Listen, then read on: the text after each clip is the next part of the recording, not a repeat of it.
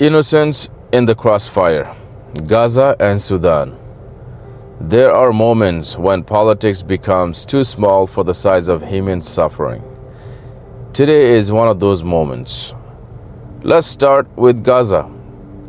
For 2 years, children have lived through sirens, strikes, hunger, and fear. Aid groups and UN agencies keep saying the same thing. The scale of civilian harm is staggering, and help isn't reaching people fast enough. After a recent ceasefire, agencies reported that far fewer aid trucks are getting in than promised. Winter is arriving, families are in ripped tents, fuel is scarce, and disease is stalking the camps. Independent assessments paint a brutal picture of the death toll and its civilian share.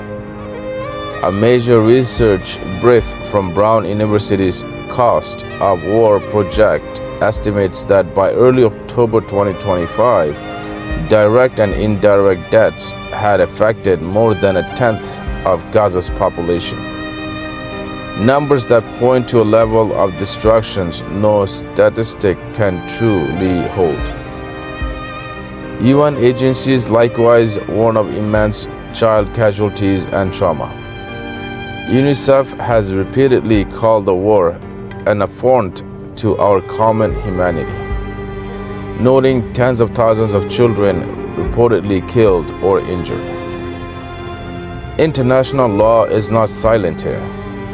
The International Court of Justice ordered Israel, starting in January 2024 and affirmed through later orders, to take steps to prevent acts that could violate the Genocide Conventions and to enable humanitarian assistance.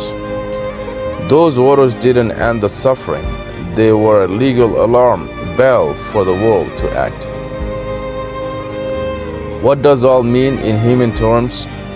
It means mothers searching rubble for their children. It means fathers carrying water farther than any child should have to walk.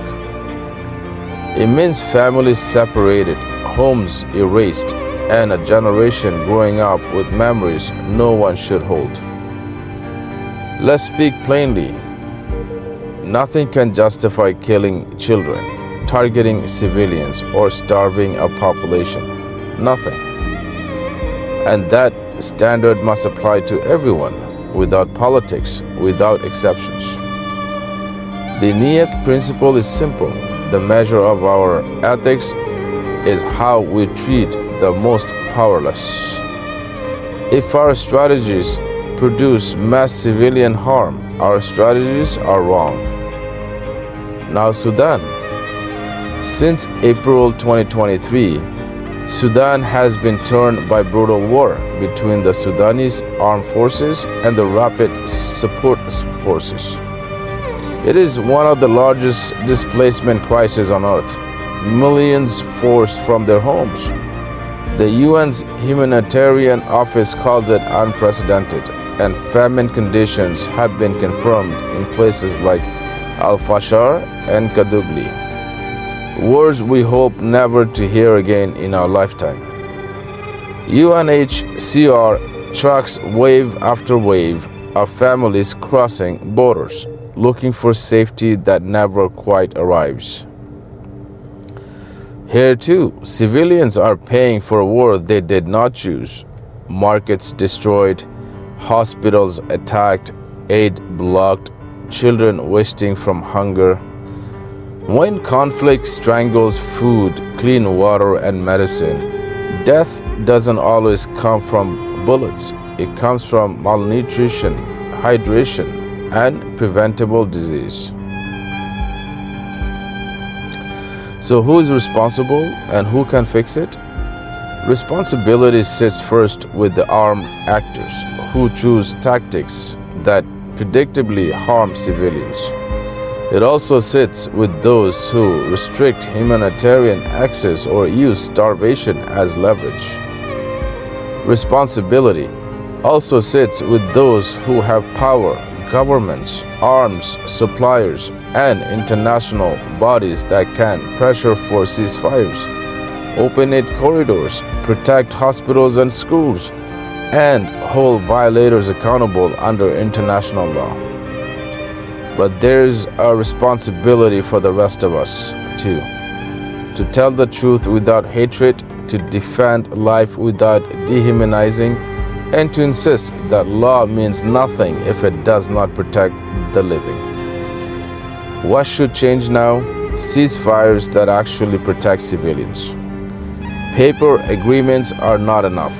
Aid trucks, fuel, medicine, and shelter must flow at the scale agencies request, not as a token gestures. Unimpeded humanitarian access, monitored by neutral actors with guaranteed protections for aid workers. Protections of children and critical infrastructure, school, hospitals, water, and power per international humanitarian law.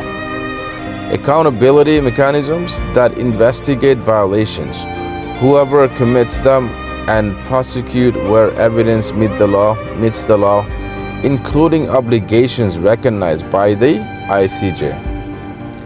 A diplomatic surge that prioritizes human life over political wins, supporting sustained monitor arrangements in Gaza and urgent famine prevention operations in Sudan. Let me end where conscience begins. The people of Gaza are human beings. The people of Sudan are human beings. They are not numbers, not headlines, not someone else's problem. If our analysis forgets their humanity, our analysis is corrupt. If our politics tolerates their death, our politics is broken. Niyat stands on one promise: ethics before politics, trust before power. We refuse to accept a world where children's lives are a negotiating tactic, where food is a weapon, and where the laws bows to leverage. If you agree, then lend your voice. Demand the corridors, demand the medicine, demand the justice, because the future won't remember our arguments. You will remember whether we stood for the